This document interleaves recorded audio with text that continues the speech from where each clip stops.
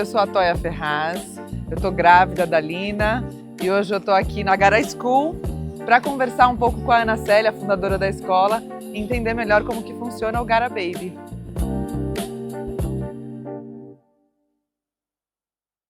Obrigada, Ana, por me receber aqui primeiro. Bem-vinda! Vamos do começo, que é a minha primeira vez aqui. Com quantos meses, então, um bebê ou uma bebezinha pode começar aqui na Gara? No Gara Baby, Toy, a gente recebe bebezinhos a partir de 4 meses. Então pequenininho! Bem bebê, né? Então, mas existem muitas famílias e mães que têm essa necessidade, então é um espaço realmente muito preparado para receber a partir de 4 meses e extremamente focado em cada bebê, na sua necessidade, na necessidade da família, não só pensando em desenvolvimento, para que ele se desenvolva mais do que ele fique em casa. Um espaço para que ele realmente venha sendo formado como ser humano, sabe? É, porque não é só cuidar, né? Não é só cuidar. Não é só cuidar. Não é só cuidar, não é só o vínculo, mas o vínculo é muito importante. Então, o objetivo do berçário é que essa criança tenha todas as necessidades dela atendida, como em casa a gente consegue dar, né? Às vezes com a mãe, com a babá, com a avó, com todo mundo.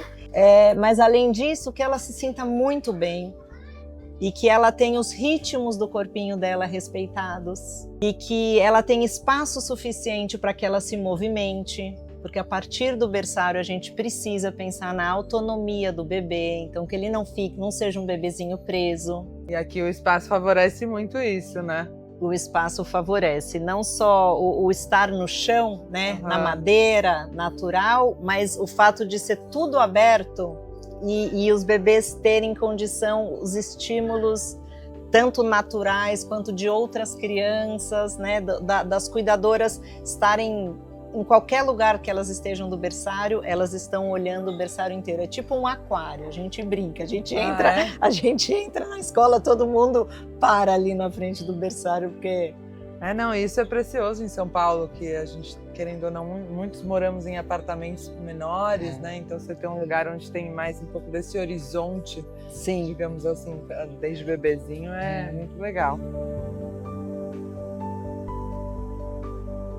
E Ana, agora que eu tô grávida, eu tenho escutado muito, assim, que essa primeira infância é uma fase decisiva, né? Que é muito importante na vida de uma pessoa, assim, em formação. Mas eu queria entender isso de uma forma um pouco mais real, assim. Toia, quando a gente pensa na natureza, você observa a semente que vira uma plantinha, a coisa mais importante dela é a raiz. Com o ser humano é a mesma coisa. Você estudou numa escola Waldorf, você me falou. Os primeiros 7 anos de vida do ser humano... É um setênio, né? Eles são decisivos, mas os primeiros 7 são decisivos. Então, se alguma família me pergunta onde eu invisto na educação, eu digo nos primeiros 7 anos. Não é lá no final. São os primeiros anos de vida, porque é a formação do ser em todos em todas as áreas, né? Então, um berçário como o nosso, que tem essa proposta que foi trazida por Amy Pickler, de que primeiro você precisa trabalhar o seu motor, os grandes músculos do seu corpo. Porque a partir disso, daí você trabalha a sua fala. E a partir da fala, então, a cognição, o conhecimento. Então, esse estágio ele é muito importante. Sim. Se enganam as famílias que querem super proteger os filhos ali no berçário. Então, a criancinha faz... a mãe já está lá em cima da mãe, sabe? É um erro muito natural. Ou espaços onde tudo é muito protegido. A criança não consegue se movimentar, ela não pode testar. Ela está, sabe, o tempo inteiro cercada. Depois dessa primeira formação do ser humano, nesses primeiros 7 anos, o resto, ele é como se fosse um repeteco. Então, uma criança na primeira infância, primeiro que ela é bilíngue, então ela desenvolveu no cérebro uma área que o monolíngue não desenvolveu na época em que o cérebro estava se formando, né? Os primeiros 3 anos, o cérebro está numa formação que nunca mais você vai ter tanta sinapse que nem você teve nessa primeiríssima infância, que a gente chama que é do 0 aos 3. Então você ter estímulos, ter pessoas que vinculam, que te respeitam, que entendem do desenvolvimento infantil, é um grande presente. E aqui na escola a gente tem também o vínculo afetivo, né? Então a gente realmente acredita, Toia, que assim, na formação humana o coração manda, sabe? Então você, a partir daquilo que você pensa e daquilo que você age, ele precisa ser de maneira amorosa, porque é isso que traz um legado daí para a humanidade, né? Para a comunidade, para a sociedade. Então essas 3 coisas são muito importantes, não é só ensinar. Entendi, são os pilares principais da escola. Pilares principais. A escola, ela tem a proposta de educar através do amor para uma vida mais sustentável. Nossa, a gente está precisando muito disso. A gente está precisando muito disso. Então, quando a gente fundou a escola, a gente trouxe isso. O que você pensa para a Liz? Depois que você ficou grávida, o que veio na sua cabeça? Nossa, acho que eu não estou conseguindo assim, pensar ainda tão lá na frente. Eu estou indo meio por partes, assim. Mas eu estudei numa escola que tinha muito foco nessa coisa da formação do indivíduo, não tanto da informação e muito mais na formação, que é uma coisa que eu acredito muito. E eu tive muito contato com a natureza, que eu vi que vocês têm uma horta aqui super legal. Sim. Eu tinha muito contato com argila, com artes em geral. E isso foi muito precioso, eu acho, para mim, assim, na minha vida. E então eu gostaria muito que ela também tivesse essa oportunidade. Porque eu acho que vestibular, estudar numa boa faculdade, isso a criança corre atrás, o adolescente, enfim, tem disciplina, ele vai... Ele mesmo... consequência. Sim. Mas se eu puder dar esse repertório para ela, dessas outras coisas que o mundo oferece, ainda mais numa cidade tão urbana, tão cheia de concreto quanto São Paulo, acho que é muito, muito valioso, assim, para a formação dela. E tudo isso que você está falando faz muito sentido, porque quando você está falando de natureza, de arte, de exploração de argila, de materiais naturais, a gente explica para as famílias que isso conecta você com você mesmo.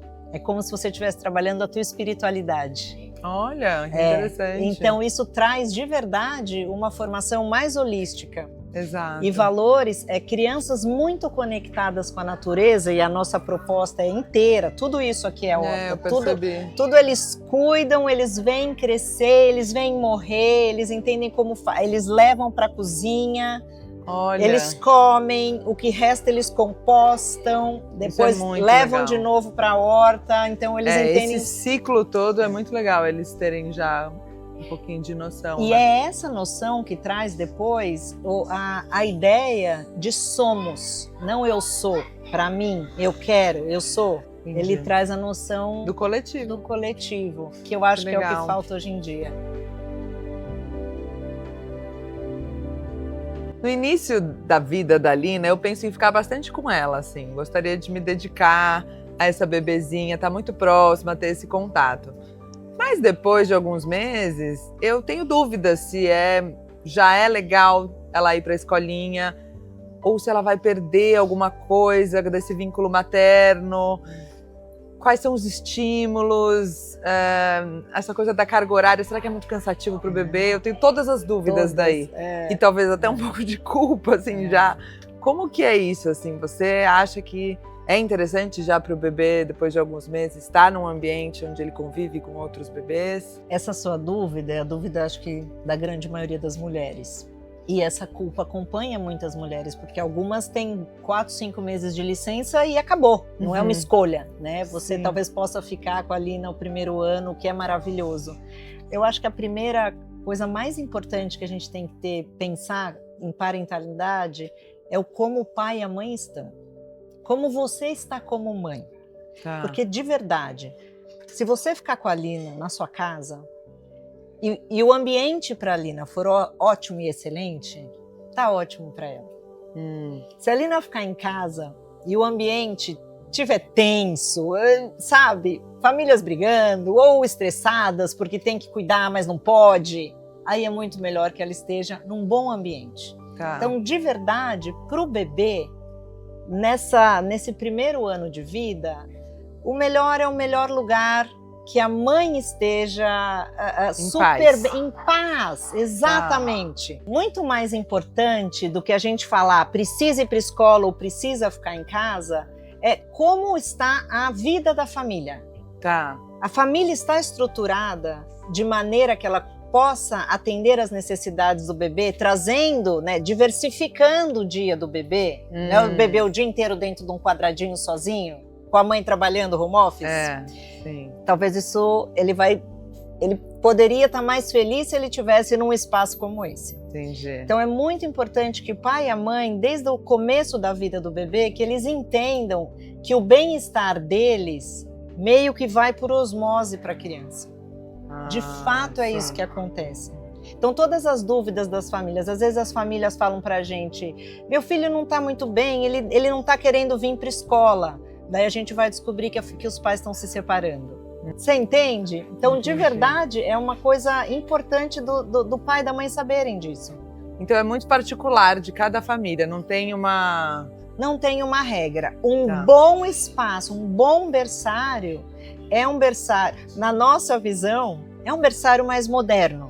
Porque os berçários, geralmente, os mais antigos, eles deixavam os bebês presos. E isso é péssimo. Porque a coisa mais importante é que o bebê se movimente. Descubra, explore. Explore, porque é através do desejo de exploração que ele vai movendo o corpinho e daí ele vai formando os grandes músculos e se fortificando, sabe? Se fortalecendo. Mas existe algum risco do bebezinho se sentir sobrecarregado, assim? Porque, né, são outras crianças, é um ambiente muito tranquilo, a arquitetura é ótima, mas existe mais estímulo visual, talvez, do que numa casa que ele já conhece? Existe esse risco? Olha, eu acho que se for mal coordenado, sempre temos riscos, né? Então, o nosso berçário ele tem 8 espaços diferentes, que talvez você não tenha percebido, porque as cerquinhas são todas baixas e ele é inteirinho vazado para que as professoras consigam olhar todos. Mas tem os bercinhos ficam num lugar reservado, a área de alimentação fica em outra área, a área da troca e do banhinho é um outro lugar. Entendi. Então tá tudo integrado, mas eles têm uma certa privacidade. Para os determinados horários. Justamente para ter ainda essa sensação de a hora dele dormir, a hora dele almoçar, mamar, os muito pequenininhos, tem uma cadeirinha de balanço, então tem toda a estrutura que faz aquilo que as crianças teriam em casa, né? Entendi. E para uma mãe que vai começar essa busca por encontrar uma escola, quais você acha que são os pontos mais importantes para essa mãe levar em consideração e pôr na balança e pesar? Excelente pergunta, Toia. Eu acho que a busca da escola, ela precisa estar... as mães precisam ter olhos de ver, ouvidos de ouvir. Porque a educação privada, principalmente, a gente tem muita oferta. Mas o que é de fato que vai estar linkado com o seu desejo para a Lina. Então, quando você entrar numa escola, o que eu sugiro é assim, há quanto tempo essa equipe está aqui? Qual foi a última troca de diretoria, de coordenação? Porque para você montar uma cultura, por exemplo, a Gara está no mercado há 17 anos. Tá. A Builder está há 28. Uau! Desde o dia 1, essa escola ela nasceu com o propósito de educar pelo amor para uma vida sustentável. Esse é o meu maior desafio até hoje. O trabalho a ser feito não é com as crianças, é com a equipe. É o autodescobrimento da equipe, são professoras que meditam, são professoras que entendem de sustentabilidade, são professoras que gostam da natureza, são professoras que refletem sobre a vida, sobre o porquê estão aqui. Então, formar uma equipe é a coisa mais difícil. Para mim, é a coisa mais difícil e eu só percorro isso. O maior foco da nossa empresa é garantir profissionais que tenham tudo a ver com a nossa cultura. Isso é muito legal, porque são eles que estão ali na linha de frente, né? Em contato com as crianças direto. Então. E é muito investimento. Não são 2 formações por ano. Não é um simpósio, não é uma pós-graduação. É semanalmente, então precisa de investimento de dinheiro e de tempo. Entendi. Muito grande. Uma outra coisa que eu sugiro para famílias em São Paulo é um espaço físico que tenha verde. É total, eu priorizo muito isso. Porque é isso, o contato com a natureza, ele realmente regula, ele acalma. Né? Então aqui onde você anda tem pedrinha, tem terra, tem sabores, cheiros, tem quando planta. Você entra, você já fala, nossa, é um respiro. É um respiro. Então isso faz muita diferença também. E para a criança, o que eu sugiro é uma escola que dê autonomia. Porque, veja bem, Toia, Lina está chegando no mundo. Ela está chegando no mundo. Você não sabe quanto tempo ela vai ter no planeta Terra. Nem o seu, nem o meu, nem o dela. Então, que as experiências que ela tenha, todas, sejam experiências muito gratificantes, boas experiências, para que a Lina consiga descobrir, desde pequenininha, qual é o talento dela. Qual foi o gift dado pela providência divina que ela tem que desenvolver. Então, se você está numa escola que olha para a criança e respeita aquele gift, eu não tô ensinando eu não estou ensinando todos para que todos passem na prova e que todos virem empresários. Não, eu estou olhando porque o gift da Lina, o gift do Joãozinho, da Mariazinha, para que ele possa desenvolver aquilo da forma mais harmônica possível e ser feliz na vida. Entendeu? Sim. Porque essa é a coisa mais difícil da gente fazer. Às vezes tem gente com 40 anos indo para terapia e fala, o que eu quero ser? A escola deveria ser um portal para isso. Nas experiências escolares, as crianças deveriam entender o que é que elas vieram fazer, o que as alimenta, o que o olhinho brilha, para que área da vida. E aí para que possam ser encaminhadas, entendeu?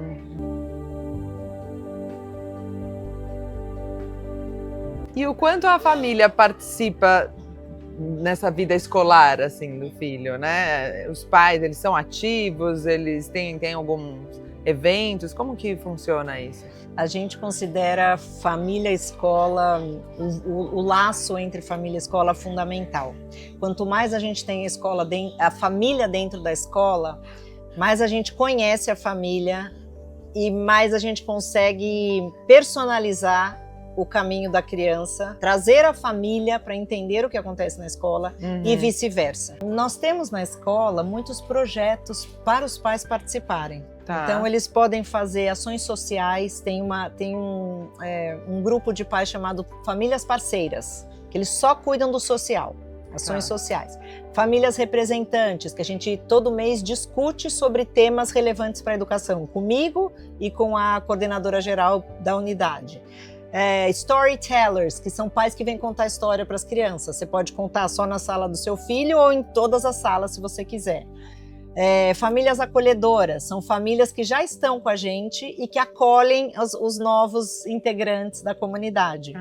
Então, esses são programas que os pais podem participar. Aí, além disso, tem vários encontros, finalizações de projeto que os pais são chamados, eventos, grandes eventos, festa junina, Family Day, porque a gente quer que vocês se conheçam, para que vocês também virem uma comunidade, que vocês possam deixar sua filha na casa de um amigo com confiança. Então a escola promove bastante isso e, via de regra, os pais acabam ficando amigos para a vida, sabe? Sim, vira mesmo outra familhinha. Outra familhinha. Estendida. Maravilhosa. Legal. Obrigada pela troca, Ana. Acho que eu cheguei aqui com todas as dúvidas, mas eu saio daqui com tudo um pouco mais, de uma forma mais clareada, assim. O que eu deu para entender é que a criança nesse início da vida precisa muito de segurança, vínculo e presença. E tem lugares, né, como essa escola, que estão preparados para isso. E para fazer, ainda por cima, tudo isso com muito amor. Isso me deixa muito feliz, assim, e animada. Obrigada. Foi um grande prazer. Tô louca para conhecer a Lina.